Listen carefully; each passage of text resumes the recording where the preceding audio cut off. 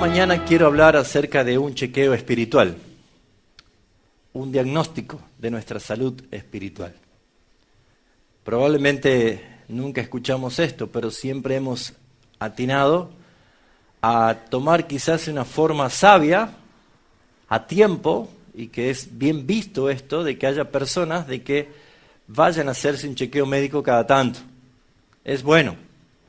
Y mucho más si es darse cuenta de que se puede prevenir algunas enfermedades o se puede también llevar adelante algún tratamiento de alguna enfermedad descubierta, diagnosticada. A veces los varones tenemos un karma arriba nuestro, ¿no? De que nosotros vamos al médico cuando ya estamos en coma 4, ¿no? Pero no es saludable. Lo sabio, y si hacemos encuesta en la calle, la gente va a decir, es bueno hacer chequeos médicos cada tanto, para estar tranquilo, para estar seguro de que no hay riesgos de nada. Pero si nos vamos al campo espiritual, ¿dónde descansa tu seguridad? ¿Dónde descansa tu seguridad? ¿Cuál es la forma de hacer un diagnóstico espiritual? La pregunta es, ¿has entendido y has comprendido de que Dios es un Dios que en esta vida constantemente nos está dando oportunidades? ¿Te has dado cuenta de eso? ¿Y cuántas veces hemos aprovechado esas oportunidades para en verdad poder nosotros examinarnos o evaluarnos? Hay algo que la Biblia marca claramente diciendo de que Dios no le gusta cuando no se lo tiene en cuenta. Cuando hay alguien que no lo tiene en cuenta a Dios, dice, Dios los entrega una mente reprobada por no haber tenido en cuenta a Dios. Es obvio que una persona que no conoce a Cristo, una persona que no tuvo una nueva vida en Cristo, no va a poder tener en cuenta a Dios, porque Dios es espíritu. Y los que se acercan a Dios para adorarle es necesario que lo hagan en espíritu. Por lo tanto, lo que es carne, carne es, y lo que es espíritu, espíritu es. Y no se puede llegar a ningún lado con meros intentos humanos, si no es a través de la vida del Espíritu Santo. ¿Se entiende esto? Entonces, hacer un diagnóstico espiritual probablemente no le resulte para nada provechoso. Es más, hasta podría ser una pérdida de tiempo para aquellos que no tienen una vida espiritual. En otras palabras, para aquellos que no han nacido otra vez, los que han sido convertidos por el Señor. Porque el estado de una persona sin Cristo, según la Escritura, es que están como muertos en sus delitos y pecados. Muertos en sus delitos y pecados. ¿Es absurdo llevar a un muerto para que le controlen la presión? ¿Es absurdo llevar a un muerto para que le hagan un diagnóstico médico? Obviamente que sí. Como es imposible que un muerto se enferme, porque ya está muerto. Lo que sí podemos entender nosotros, hermanos, es que la Escritura nos está mostrando de que nosotros, en la sabiduría que tenemos de parte de Dios, deberíamos tener la oportunidad de examinarnos constantemente. ¿Soy un salvo? ¿Soy una de las personas que ha sido salvadas por gracia? Porque saben, hermanos, la muerte no avisa. La vida y la muerte están en poder de Dios. Y la muerte no avisa. ¿Cuántas personas hemos estado viendo en forma terrible, aún hasta por televisión en estos días de atentado? ¿Cuántas personas pueden girar en un momento el curso de su destino, de su vida, con algo inesperado? Situaciones de que uno no puede decir, esto ya lo preveía que iba a venir, porque cuando llega la muerte es porque Dios así lo ha determinado. Entonces la pregunta de hoy, y también la dirección de la palabra en esta mañana para tu vida y para mi vida, es una profunda reflexión. Porque ¿en qué consiste esta vida? Esta vida no consiste en divertirme y llenarme de alegría o de placeres, sino de encontrar las oportunidades que nos da nuestro Dios de poder alcanzar la salvación. Nada más que eso.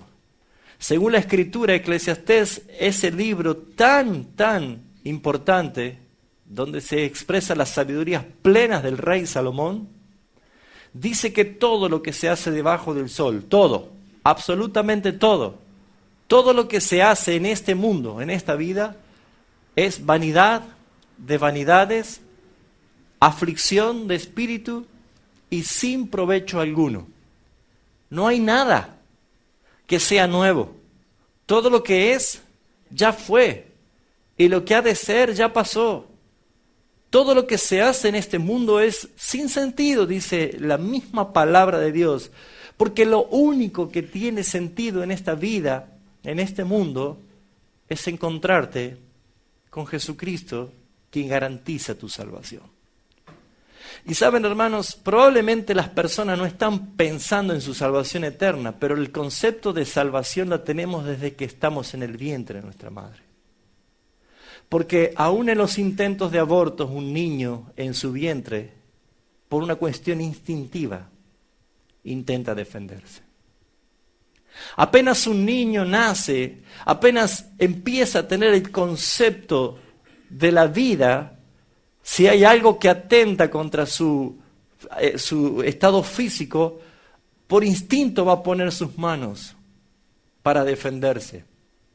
Porque todos de alguna manera queremos preservar la vida instintivamente. Todos queremos cuidar nuestras vidas instintivamente. Nuestro cuerpo ha sido creado por Dios para cuidar la vida, por eso es que nuestros termostatos biológicos funcionan perfectamente. En el día del frío, del invierno, de una estación fría del año, ninguno de nosotros anda de ojotas y de bermudas o short, sino que estamos en verdad buscando abrigarnos porque nuestro cuerpo está demandando cuidado. Todo lo opuesto cuando vienen días calurosos. Ninguna de las personas va a atentar contra su propio cuerpo de abrigarse con un tapado y ponerse una frazada encima cuando hace calor, sino todo lo contrario, es tratar de alivianar y refrescar el cuerpo. ¿Se ha dado cuenta, hermano, de que nuestra lengua nos reclama agua cuando la necesitamos? ¿Se ha dado cuenta, hermanos, que nuestros ojos necesitan la lubricación de los párpados al parpadear para que podamos nosotros tener una visión más clara y fresca? Nuestro cuerpo está creado con el instinto de cuidar, de preservar. Por esa razón, mis hermanos, ninguna de las personas desestimaría la idea de pensar, si quieres terminar tu vida en este mundo sin la oportunidad de haber conocido la salvación de Jesucristo. ¿Cuántas personas en este momento están muriendo y su destino es el infierno? Porque nunca quisieron venir a Cristo. En otras palabras, Dios está llamando a todo hombre y en todo lugar que se arrepientan a través del Evangelio de Jesucristo. Y el Evangelio no es una religión como algunos lo catalogan. El Evangelio son las buenas noticias que Jesucristo ha venido a dar del cielo a este mundo pecador. Por eso, mis hermanos, es que en esta mañana quiero que reflexionemos acerca de este diagnóstico espiritual. ¿Estás bien con Dios? ¿Eres salvo? En la segunda carta del apóstol Pablo a los Corintios, capítulo 13, versículo 5, nos dice algo contundente.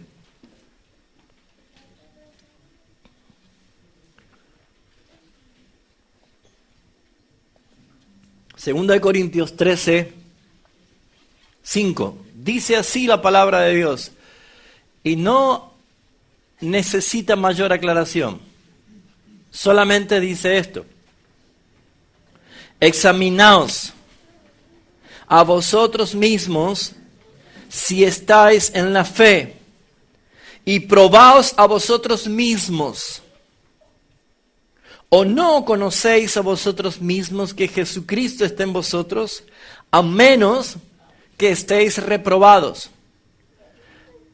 Todo el tiempo la Escritura nos va a llevar a buscar esa seguridad, esa convicción de salvación. Todo el tiempo. Pero necesitamos nosotros practicar lo que nos dice. examinaos. ¿Por qué dice examinaos? Porque es ahora el día, es ahora el tiempo de examinar. ¿Seré salvo? Y si yo digo que soy salvo, ¿por qué digo que soy salvo? ¿En qué descansa mi verdad de que soy salvo? ¿Soy salvo porque voy a una iglesia? ¿Soy salvo porque pertenezco a un grupo de religiosos de algún lado?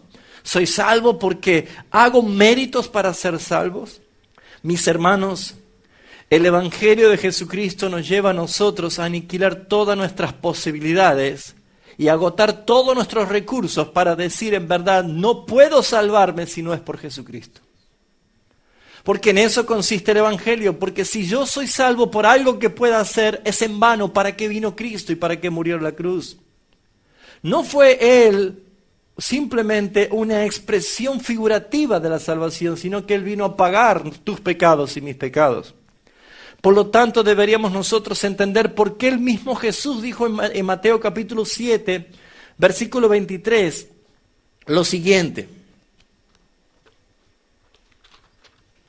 Jesús dijo algo muy fuerte, pero dice así, versículo 21, no todo el que me dice Señor, Señor entrará al reino de los cielos.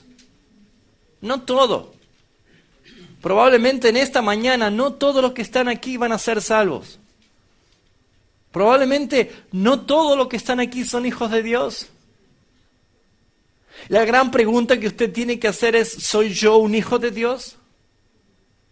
¿Soy yo una persona salvada? ¿Estoy dentro del grupo de los hijos de Dios? Dice, porque muchos, Jesús está diciendo que ese día, el día del juicio final, el día final, muchos me dirán en aquel día, Señor, Señor, ábrenos. ¿No profetizamos en tu nombre? Señor, ¿no echamos fuera demonios y en tu nombre hicimos milagros? Entonces les declararé, nunca os conocí, apartaos de mí, hacedores de maldad. Hoy hay muchas personas que están en tormento eterno del infierno, que estaban convencidos que eran salvos. ¿Y cuánto darían? ¿Cuánto pagarían? ¿Qué no darían por tener una oportunidad de volver a este mundo, pero no para disfrutar, no para deleitarse de los placeres, no para vivir la vida de este mundo, sino para buscar a Jesucristo, a quien muchos en este tiempo lo ignoran? Jesucristo en este mundo no fue bienvenido. Jesucristo en este mundo fue rechazado. Jesucristo fue la persona no grata en este mundo. En esta tierra no hubo lugar de aceptación para Jesucristo, ni el día de su nacimiento no lo aceptaron, ni en el día de su muerte. Lo mataron fuera de Jerusalén. Jesucristo no fue recibido ni fue bienvenido en este mundo. La Escritura dice que fue desechado. Fue desechado y despreciado. Y déjeme decirle que ese amor por Cristo que demuestran ciertos grupos religiosos de besar muñecos de yeso es una mentira, porque ese no es Cristo. Porque si ese muñeco les hablara la verdad, lo odiarían. Porque Jesús vino a corregir y a denunciar el pecado.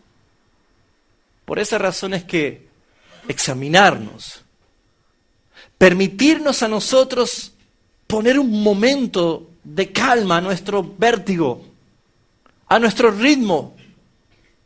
No importa la edad que tengas, si eres niño, si eres adolescente, si eres un joven, si eres un adulto o un anciano, no interesa tu edad. Lo que vale aquí es que si tú en verdad estás convencido que si en este momento te mueres, eres salvo y vas a la gloria. Y si tu confianza está puesta en tus méritos, bueno, es que yo hago esto, como han dicho estos, Señor, predicamos, echamos fuera demonios, tu salvación ha sido puesta en tus méritos. O sea, sálvate a ti mismo. ¿Comprende lo que es el Evangelio? El Evangelio es que ninguno de nosotros podemos ser salvos. Por eso vino Cristo. Por eso es que se encarnó Dios. Y Él tomó nuestro lugar para que pudiéramos ser salvos. El primer punto que quiero resaltar es la relación entre la fe y los frutos de las buenas obras. ¿Cómo se evidencia la fe? Por las obras. ¿Cómo puedo mostrar que soy salvo? Por las obras. ¿Pero qué obras? Según el apóstol Pablo en Efesios está diciendo que nuestras obras no son las que nosotros queremos hacer. No son las obras simplemente que nosotros hayamos preferido, inventado. No, mis hermanos. Nuestras obras no son las que nosotros nos antojamos. Efesios capítulo 2 está diciendo cuál es la evidencia de una salvación. Dice el versículo 8, capítulo 2 de Efesios, versículo 8. Dice, porque por gracia sois salvos. Si está diciendo por gracia es porque no hay méritos. Por gracia sois salvos. No hay méritos. En este mundo probablemente te otorguen méritos. Y hasta aplausos. Hasta condecoraciones. Trofeos. Cuadros de honor. Este mundo busca méritos. Cristo vino a este mundo para demostrar que los méritos no alcanzan. Por eso dice que por gracia somos salvos. Gracia es un regalo sin méritos. Sin méritos. Gracia es otorgarle perdón a alguien que no se lo merece. Gracia es tratarlo como inocente a un culpable. Gracia es traerlo a la luz a aquel que ama las tinieblas. Gracia es darle vida a alguien que está muerto y podrido en delitos y pecados. Por lo tanto, no hay méritos. Dice, porque por gracia sois salvos por medio de la fe. Y esto no de vosotros, pues es don de Dios. No por obras para que nadie se gloríe. Porque somos hechuras suyas, creados en Cristo Jesús para buenas obras. No somos salvos por obras, sino creados para buenas obras. Ahora, ¿cuáles son esas buenas obras? Porque si me dicen que yo hago buenas obras y no me sirve, ¿para qué me dice que soy salvo para hacer buenas obras? Mis hermanos, ahí está el problema en que muchos confunden su salvación. Porque no nos salvamos por hacer buenas obras. La gran iglesia romana en todo el mundo cree que se salva por hacer buenas obras y no es esa la verdad bíblica. La verdad bíblica es que no fuimos salvos por hacer buenas obras, sino que fuimos salvos para hacer, llevar adelante, practicar y cumplir las buenas obras. Pero no tus buenas obras ni las mías, sino las que Dios preparó de antemano para que anduviésemos en ella. ¿Cómo alguien puede practicar las buenas obras que Dios quiere que hagamos si no conoce a Dios? Si no conoce la voluntad de Dios. Si yo creo ser un árbol y que por sus frutos lo conoceréis, dice el Señor Jesús. Si yo creo que voy a hacer mis buenas obras para demostrar que soy salvo. Eso es como ponerle frutas de plástico a un árbol. El árbol tiene fruta, sí, pero vaya a comer una. Si es de plástico, están huecas. No tienen sentido, no tienen valor, porque no es fruto que ha nacido de la propia savia, de la vida misma del árbol, sino que te han colgado frutos de plástico.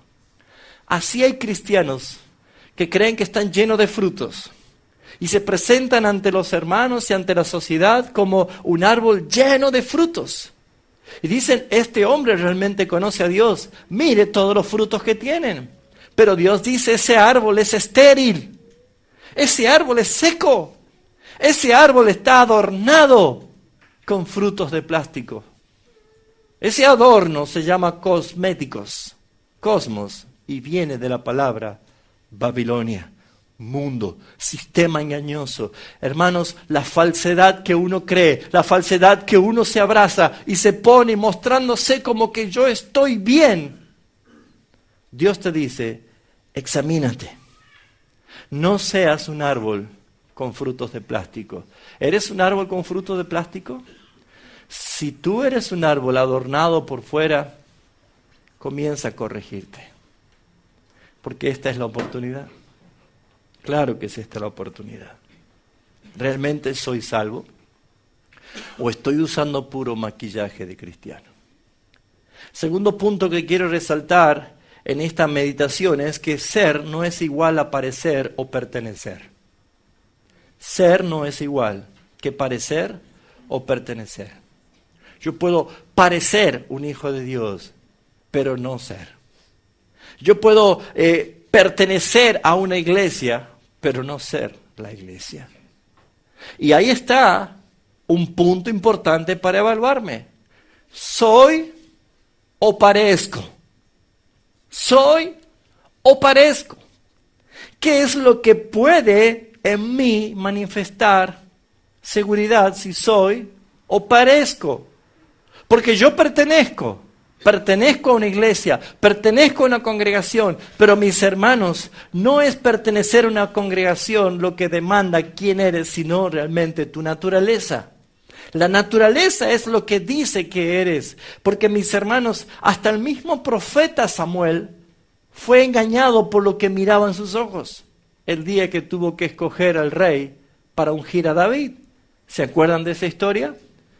Cuando Dios le dice, carga tu cuerno con aceite porque hoy ungirás por rey a quien yo te dijere. Y fue a Isaí de Belén, que tenía hijos, y él empezó a llamar a sus hijos diciéndole, Dios va a escoger de entre tus hijos a uno. ¿Quién va a ser rey? Y fíjense ustedes, mis amados hermanos, de que Samuel vio al mayor, un hombre grande, hermoso, y dijo, este seguramente es. Y dijo, no lo es, yo no lo escogí, lo descarto. Vino el otro, también él creyó que él era y dice, Samuel, no te guíes por las apariencias, no mires lo que ven tus ojos, porque Dios no ve lo que ven tus ojos. Jehová Dios ve el corazón.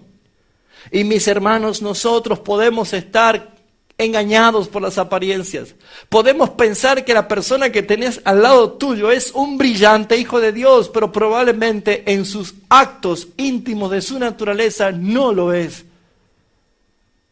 Por eso es que debemos nosotros examinarnos. Sí, mis hermanos, estos son mensajes que duelen. Pero hermanos, si el dolor en esta vida es como angustia, pero luego me lleva a la vida en buena hora, que sea así, hermanos. En el mundo solamente hay dos grupos de personas, los hijos de Dios y los hijos del diablo. La Biblia lo identifica así. Muchos dirán, no, pero todos somos hijos de Dios. Bueno, es una verdad a medias. ¿En qué sentido? Si hablamos de creación, bueno, todos somos criaturas de Dios. Podemos nosotros invocar por Padre a aquel que nos creó, pero hijos de Dios no son todos, sino los que han nacido del Espíritu.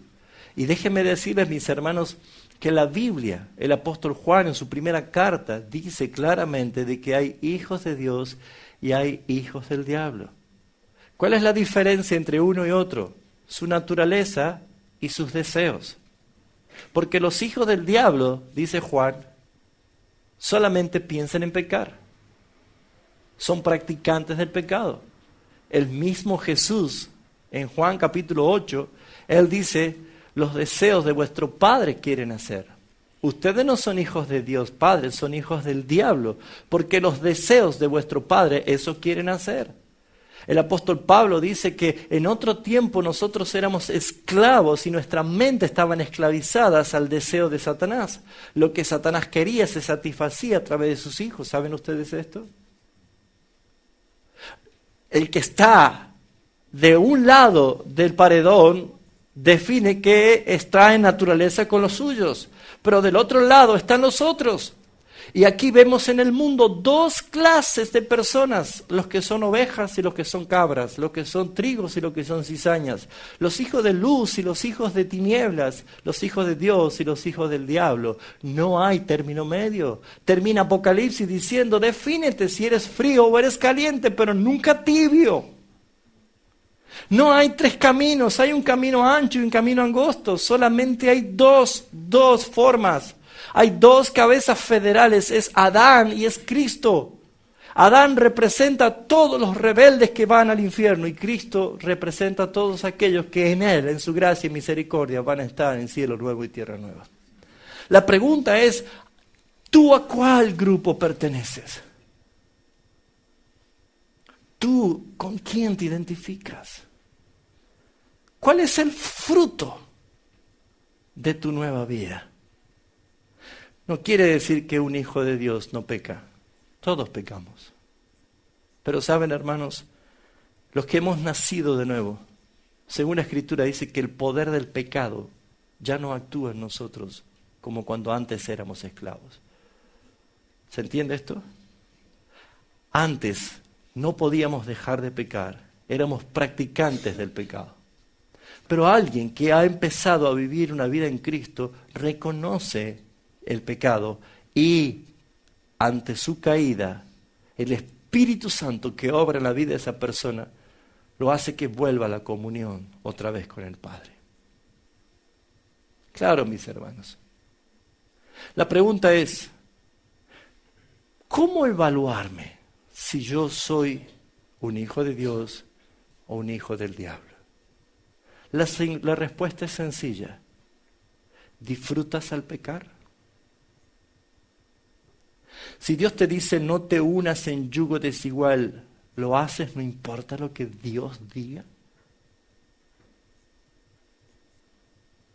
Si Dios te dice no toques lo inmundo, vas y lo haces y lo disfrutas. Si Dios te dice lámpara de tu cuerpo son tus ojos, si tus ojos están en tinieblas, todo tu cuerpo está en tinieblas, ¿estás todavía entregando tus ojos a lo que Dios abomina? Vuelvo a decir, una caída de un hijo de Dios, después del momento de la tentación, la concupiscencia y el placer de consumar el pecado en el momento, inmediatamente se transforma en un sabor amargo en tu ser. Y un hijo de Dios no puede avanzar hasta no decir, Señor, soy un inmundo pecador, perdóname. Porque sabe ante quién ha caído y ante quién ha ofendido. Pero el que dice que es cristiano y no lo es, va a insistir como una mula ciega empujando para el monte. Va a continuar con sus caprichos de la carne. No va a parar ni siquiera ante los juicios reprensivos de Dios por su gracia. Porque las enfermedades, los accidentes, los traumas, aún hasta las pérdidas y las muertes, son juicios de Dios para que vuelvan en sí. Las crisis, los momentos difíciles, Cuando empieza a ver que el hogar se empieza a tambalear y empieza a haber muchos problemas dentro del hogar, no es otra cosa más que la gracia de Dios revelada a través de un juicio correctivo para que vuelvan en sí. Si no hubiese dolor, no buscaríamos al médico. Si no hubiese aflicción, no buscaríamos a Cristo.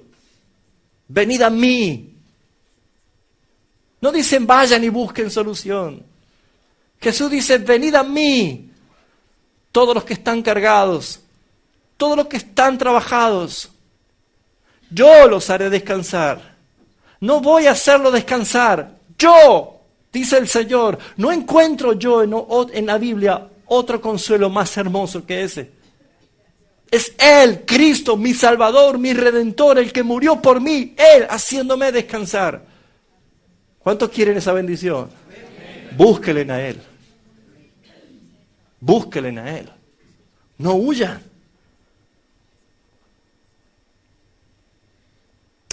El tercer punto que quiero resaltar en esta reflexión es, no eres cristiano simplemente porque los digas ser. No. Yo anhelo el día que Cristo, cuando venga en su gloria y se siente en su trono, diga, Raúl, bienvenido. Pero yo no soy cristiano porque digo serlo. ¿Hay evidencias bíblicas? Sí. Dicen que nuestros nombres están escritos en el libro de la vida. También la palabra de Dios nos dice de que podemos nosotros recibir el testimonio del Espíritu Santo de que somos hijos de Dios. ¿Cómo? ¿Saben, hermanos? Isaías 35 es una profecía preciosa para la redención. Y uno de los puntos más lindos que creo que a todos nos gusta de uno de los versículos es el que dice que habrá un camino de santidad, una calzada, que no transitarán por él ningún inmundo. Pero en ese camino, ¿cuál es la parte más linda? Que por torpe que sea, no se apartará. Perdón. Yo estoy convencido que los que hemos nacido de nuevo, que los que somos hijos de Dios no somos perfectos acá, que pecamos como cualquier persona por nuestro resto de pecado inmundo que todavía queda en nuestra naturaleza, pero que ponemos nuestra mirada en los cielos y decimos, Señor, anhelo que vengas, porque quiero ser transformado, quiero salir de este cuerpo corrupto de muerte. Quiero ser transformado en gloria para que ya nada te ofenda, Señor, de mí. Pero mientras tanto, los hijos de Dios perseveran. Los hijos de Dios perseveran en seguir adelante, en cumplir la vía dolorosa que tenemos en este mundo. ¿Saben, mis hermanos? Niégate a ti mismo. Esa es la parte más dura que nos toca vivir. Toma tu propia cruz y niégate a ti mismo. Sigue adelante, pero con el único objetivo de agradar y bendecir el nombre de nuestro Señor. Lo bueno de esto es que Dios conoce a los suyos. Dios no usa un ángel para decir, ¿cómo se llama este que salvé? Cristian. Ah, hermano, yo soy tu Dios. Así es. Eduardo. Hey, ¿alguien se acuerda aquella? Dios no hace esto.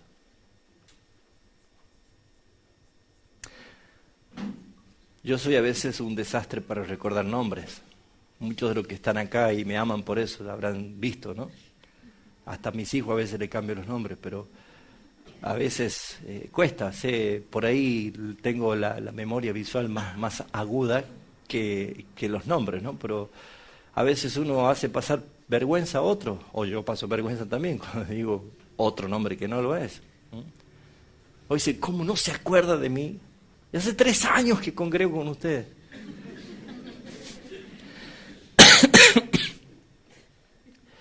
Entonces uno a veces usa técnicas humanas, ¿no? Dice, bueno, está bien, Juan Carlos, quédate tranquilo. No, pastor, yo no soy Juan Carlos. Ah, bueno, perdón. Nos toca a veces, ¿no? Salir así de paso. Qué bueno es que nuestro Dios no se olvida. Qué bueno es que Dios nos puso nombre. Y por nuestro nombre nos llamó. Así dice la palabra. Yo te puse nombre y por tu nombre te hablé.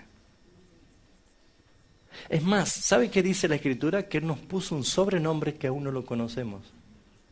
¿Será nuestro nuevo nombre en la gloria? ¿Vio que a veces no nos gusta el nombre que nos pusieron? ¿A alguno no le gusta? Bueno, esperen que tengamos uno nuevo. Pero ¿saben, mis hermanos? Dios conoce a los suyos. Conoce Dios a los suyos, dice la palabra. Jesús dijo, mis ovejas me conocen y yo las conozco. Hermanos, uno puede estar en un estadio entre miles de personas y es casi seguro que el anfitrión o la persona celebrada en ese momento a lo mejor no se va a acordar del nombre de todos. Es imposible. Pero en esto nos hace a nuestro Dios que le engrandezcamos y le glorifiquemos, porque Él conoce no tan solo tu nombre, sino conoce quién eres tú. David se maravillaba en el Salmo 139, decía, esto es demasiado alto, demasiado maravilloso para mí. Todas mis cosas las sabes, todo lo que es de mí, tú lo sabes, no llega la palabra a mi boca y tú lo conoces, Señor. ¿Se dio cuenta, hermanos? Que aquel fiel Señor que te ama, que te conoce, dice Hebreos, que entiende, te comprende. Ese es nuestro sumo sacerdote que nos convenía. Alguien más fiel que Él no lo vas a encontrar jamás en este mundo. ¿Por qué no le buscas? ¿Por qué no buscas tener una relación permanente? ¿Por qué no te deleitas con Él? Dios te conoce. El Señor conoce a los suyos. Pero hemos leído en Mateo que Jesús dice que en aquel día Él dirá, no te conozco. Ahora, no pasa por la omnisciencia de Dios, el Dios que todo lo conoce. Claro que conoce. Sabe perfectamente quién es Satanás. Pero el no te conozco está hablando de una relación íntima de salvación, de redentor a redimido. ¿Saben por qué, mis hermanos? ¿Sabe por qué Él conoce a los suyos? Porque Él pagó por los suyos. ¿Sabe por qué Él conoce tu vida? Porque Él fue hasta lo más profundo, a lo insondable de tu mente y de tu corazón. Y Él examinó tu corazón. Y desde lo más secreto de tu pecado, lo más escondido de tu corazón, Él lo hizo visible en la cruz del Calvario cuando Él murió por ti. En esa vergüenza de la cruz, pagó por ti y pagó por mí. Te aseguro, hermano, que aún en esta mañana hay cosas que tú recuerdas y te avergüenzas. Cosas que hiciste y te avergüenzas. Esas manchas, esos raspones del alma, esos tatuajes del alma que han quedado, que nos recuerdan todos los días la esperanza de que Cristo venga y nos transforme. Todos nosotros tenemos cosas que seguramente nos acordamos aún y nos avergüenza. ¿Sabe? La Escritura dice que de esas cosas más sucias, más pecadoras, más horribles, abominables, Cristo las tomó. Y Él las pagó en la cruz del Calvario. No hay deuda con el Padre. Él las pagó. Y no solo eso, sino que figuradamente dice que las arrojó a los profundos del mar y no se acordará más. Por eso es que hay una sentencia legal desde el trono de la gracia y dice esto: ¿quién acusará a un escogido de Dios si es el mismo Dios Padre el que lo justifica? Por eso que delante del trono del Señor, Satanás, el acusador de los hermanos, ha sido lanzado. ¿Sabes por qué muchos en su evaluación y en su test espiritual no pueden avanzar un paso más para la reconciliación? No porque no haya un Dios perdonador. Dice la Biblia que es amplio en perdonar. Dice la Biblia que tenemos un Dios que no se ha cortado su mano para perdonar. Pero ¿sabes por qué hay cristianos que no alcanzan a llegar a ese abrazo de reconciliación con el Padre? No porque no haya quien te perdone, sino porque estás todavía bajo el veredicto y la sentencia de tu propia justicia. Tú mismo te dices: pero eres sucio pecador, no puedes ir así, no puedes ni congregarte, no te congregues, acuérdate de todo lo que hiciste. Recuerda todas las cosas que has hecho. Acuérdate de todas las fechorías. Acuérdate de todas tus salidas. Lo que hiciste, lo que dijiste, lo que probaste. Acuérdate lo que hiciste con tu cuerpo. Acuérdate lo que hiciste con los cuerpos de otros. Todo eso está en tu legado. Pero ¿saben, mis hermanos? Cuando empezamos a profundizar en examinación, vamos nosotros al lugar secreto de nuestro corazón y vamos con todos esos alegatos en nuestra contra y entramos con mucho miedo y temor porque decimos: sí, yo recuerdo, yo hice esto, y entramos allí, y cuando entramos allí y prendemos allí la luz de la verdad, nos damos cuenta de que todo eso es nada, está esfumado, no existe. Y uno dice: ¿a dónde está? ¿Dónde está esa cantidad de legados de mis delitos y pecados? Y es entonces cuando nos señala la cruz. Y es allí donde dice la Escritura que Él, Cristo Jesús, anuló el acta de los decretos que nos era contraria, clavándola a la cruz del Calvario y triunfando sobre ellas, sobre principados y sobre potestades. Por eso no hay quien pueda acusarte. Cuando entiendes esto, que ya no hay condenación para los que están en Cristo Jesús. Saben, hermanos, dejen de pecar por idolatría. Se están idolatrando a su dolor. Están idolatrando a su viejo hombre. ¡Basta ya! ¿Por qué no corres a los brazos de Cristo y te reconcilias con el Padre por medio de Él? Y sabrás que tus pecados pasados, presentes y futuros han sido todos perdonados. Todos perdonados. Cuando mires la cruz, vas a encontrar que allí no hay condenación para los que por Cristo se acercan al Padre. ¿En verdad Dios me conoce? Pablo dijo esto en Filipenses capítulo 4.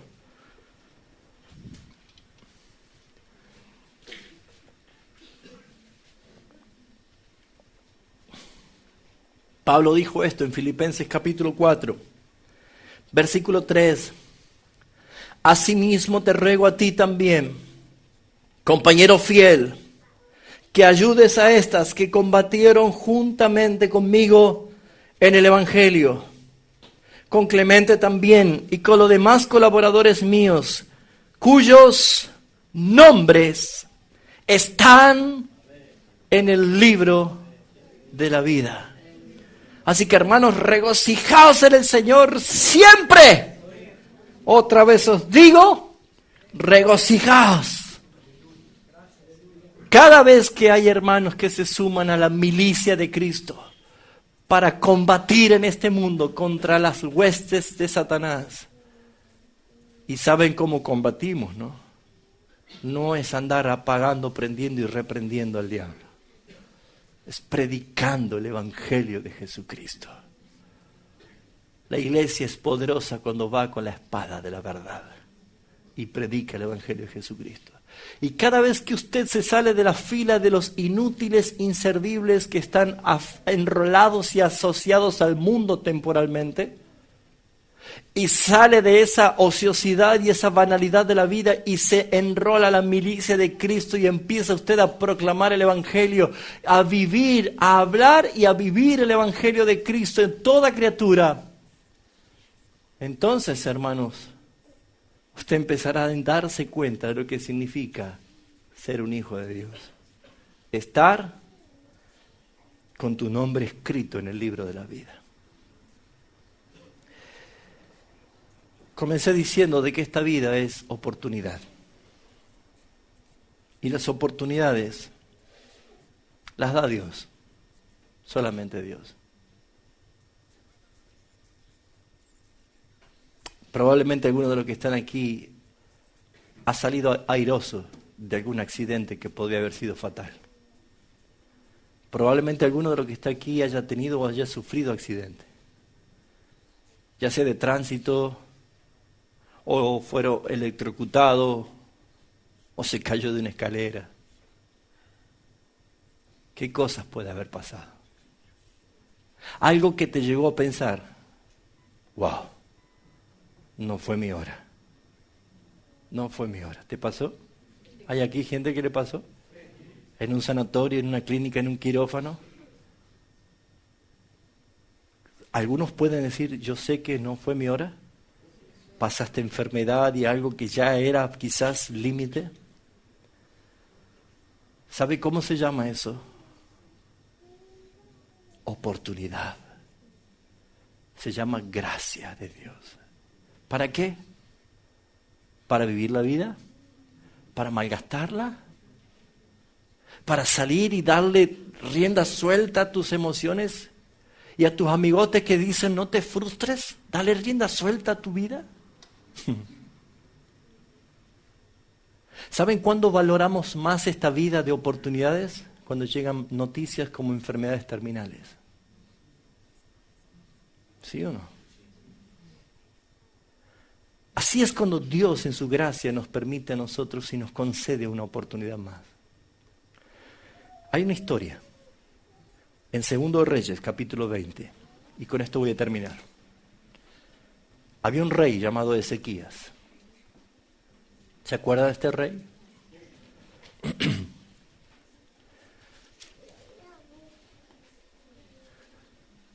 Segundo de Reyes, capítulo 20. ¿Qué podemos aprender de este rey? Una oportunidad. Algo más.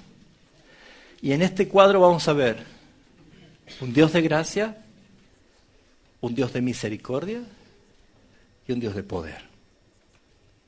Un mini bosquejo dentro de la predicación. ¿Sí? En aquellos días, Ezequías cayó enfermo de muerte. Yo no sé si usted experimentó esto, pero cuando está la muerte cerca, hasta pareciera ser que se la huele. Hasta se la percibe la muerte. Sí. Ezequías cayó enfermo de muerte.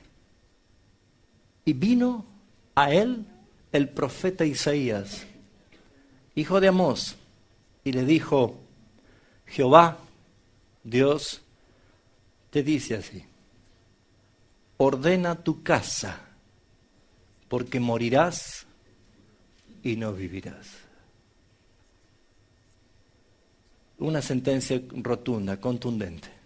Ordena tu casa. Si esto llegase hoy como una notificación celestial, y llegase esta noticia, ¿está tu casa ordenada? ¿Está tu vida ordenada? ¿Estás a cuentas? Ordena tu casa, porque hoy morirás, no vivirás. Dice el versículo 2, entonces él se volvió su rostro a la pared y oró a Jehová y dijo, te ruego, oh Jehová, te ruego que hagas memoria de que he andado delante de ti en verdad y con íntegro corazón y que he hecho las cosas que te agradan. Y lloró Ezequías con gran llanto. Me pregunto yo, si todas las cosas estaban bien, con integridad, con rectitud, ¿para qué quedarse, no? Si es Dios el que te llama. Pregunta que uno debería hacerse, ¿no es que cuando estamos pasos previos a la muerte, allí es cuando nos volvemos buenitos todos? ¿Sí o no? Lo llamamos al tío y le pedimos perdón y nos reconciliamos. Le decimos la verdad a todos. En ese momento pareciera que nos agarra la bondad. Devolvemos lo que nos prestaron y nunca lo devolvimos. Allí todo empieza a ser, wow, qué lindo, qué hermoso momento. ¿Y qué decimos nosotros? Se está preparando. ¿Se está preparando? ¿O hay miedo? ¿O hay temor?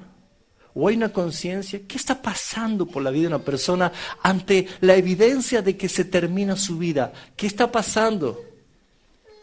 Ezequías dice que lloró con gran lloro. Se dio la vuelta contra la pared y oró. Es verdad, este rey hizo cosas hermosas. En la misma escritura habla de que era un rey querido, pero fíjense en ustedes. Lo que está diciendo acá es que él lloró. Y antes que el profeta Isaías saliese de la mitad de la casa, pasando por el patio, dice, vino palabra de Jehová a Isaías diciendo, vuelve, vuelve. Acá hay un Dios de misericordia. Vuelve. Dile así a Ezequías, príncipe de mi pueblo, así dice Jehová, el Dios de David tu padre, yo he oído tu oración y he visto tus lágrimas. He aquí que yo te sano. Y al tercer día subirás a la casa de Jehová y añadiré a tus días 15 años y te llevaré. Así dice, y te libraré a ti y a esta ciudad del mano del rey Asiria. 15 años más. Pongámonos a pensar, ¿cómo actuaríamos nosotros? Primero, si hay una orden de parte de Dios o hay una señal de parte de Dios y de pronto nosotros oramos y clamamos al Señor, ¿qué pasaría? ¿Cuál sería nuestra respuesta si dice el Señor, yo te sano, te doy 15 años más? Uno se puede preguntar, ¿por qué 15 años más? ¿Por qué no 2 días más? ¿Por qué no era una semana más? ¿O por qué unas horas más no fue suficiente? ¿Cuál era la consigna cuando se presentó el profeta? ¿Qué le dijo el profeta de parte de Dios? Ordena tu casa. Si la casa estuviese tan ordenada, quizás con un día era suficiente. Si la casa estaba ordenada, quizás con una semana andamos bien. O un mes a lo sumo. O tal vez un año. Pero 15 años. ¿No hay misericordia allí? No es para mostrar de que no es la cosa como pareciera que sea. Como yo creía que así era. Probablemente crees que está todo bajo control, bajo tu dominio, bajo la esplendor de tu vida, diciendo todo está ok, no hay ningún problema, pero sin embargo el Señor te está diciendo esto, ordena tu casa. Dios le dijo, te voy a sanar para que subas al templo a adorar.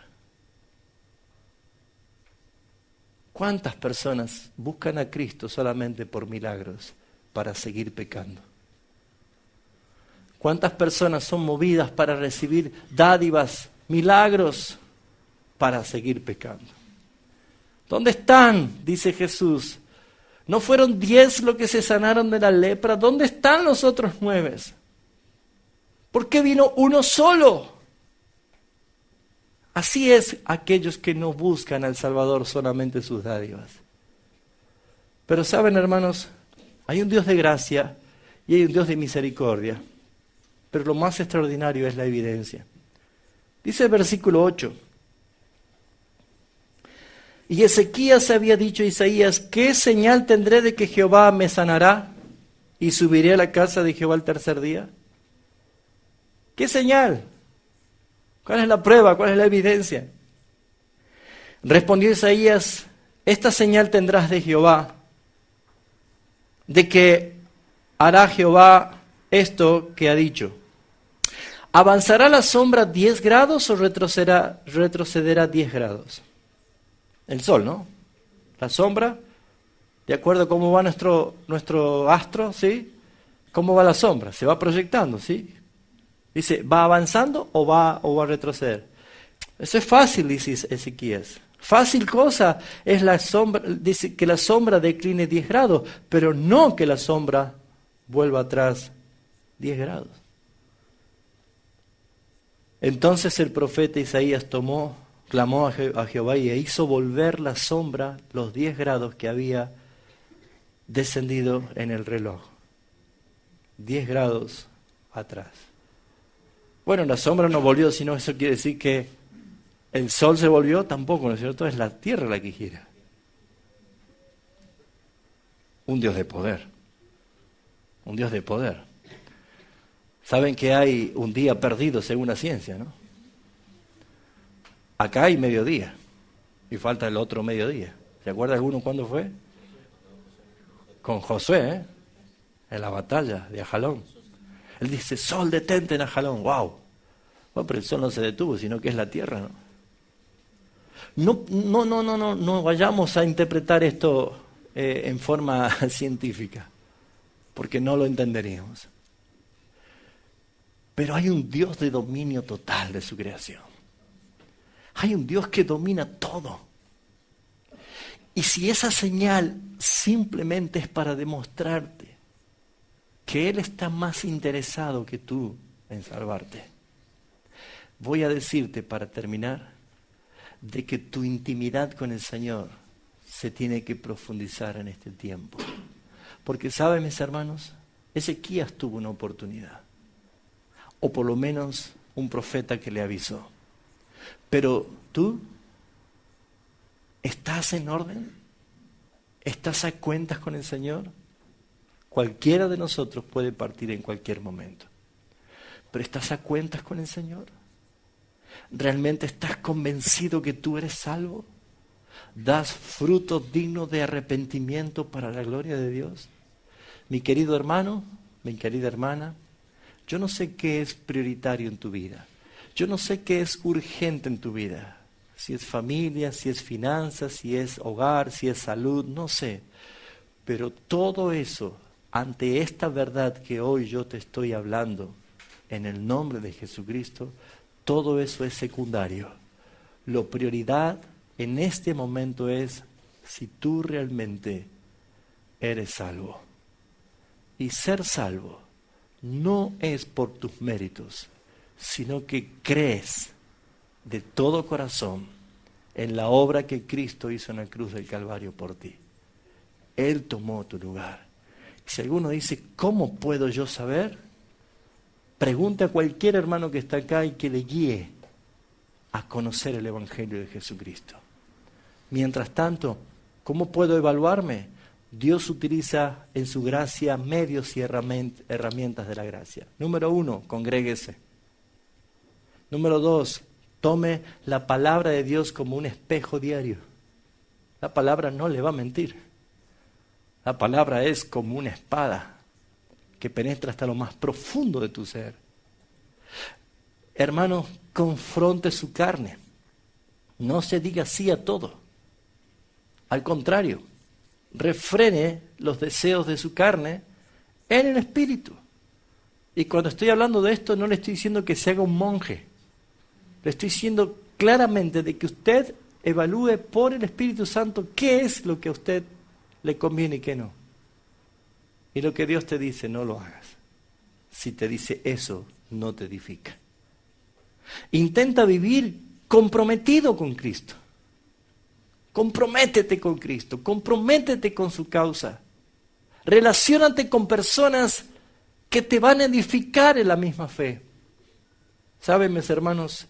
Hay un texto tan conocido, pero tan desobedecido de la Biblia, que el apóstol Pablo dice en 1 Corintios 15, no erréis, las malas conversaciones corrompen las buenas costumbres.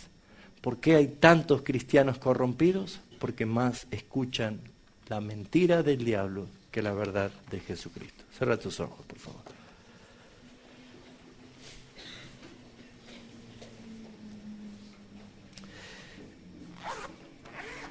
Vamos a orar. En esta palabra, Señor, en esta reflexión, aún en esta exhortación, Señor, comprendemos que no es para nosotros, Señor, una fácil tarea. Es más, reconocemos la verdad y el poder de esa palabra que tú dijiste en Juan capítulo 15, porque separados de mí, nada podéis hacer.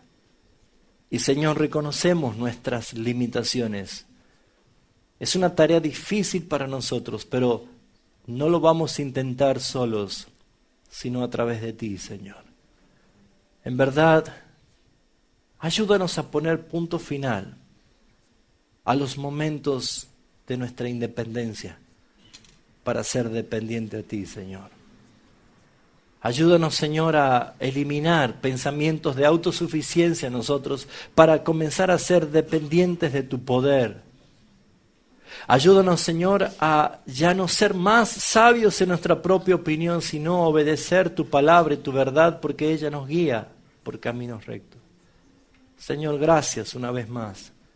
Gracias por hablarnos. Gracias por la iglesia bendecida en esta mañana. Gracias por los hermanos aquí presentes. Te ruego, Padre Celestial, por los méritos de Cristo Jesús nuestro Señor, que si en esta mañana hay hermanos que han escuchado la palabra fielmente y han recibido en su corazón el testimonio y la convicción del Espíritu Santo de que deben arrepentirse y buscarte a ti de verdad, Señor, que ahora ese mismo poder los haga, Señor, levantar y salir triunfante de este problema, Señor. Ayúdalos, Padre. Tú jamás nos desamparas. Eres nuestro Dios. A ti sea la gloria y la honra por los siglos de los siglos. Amén.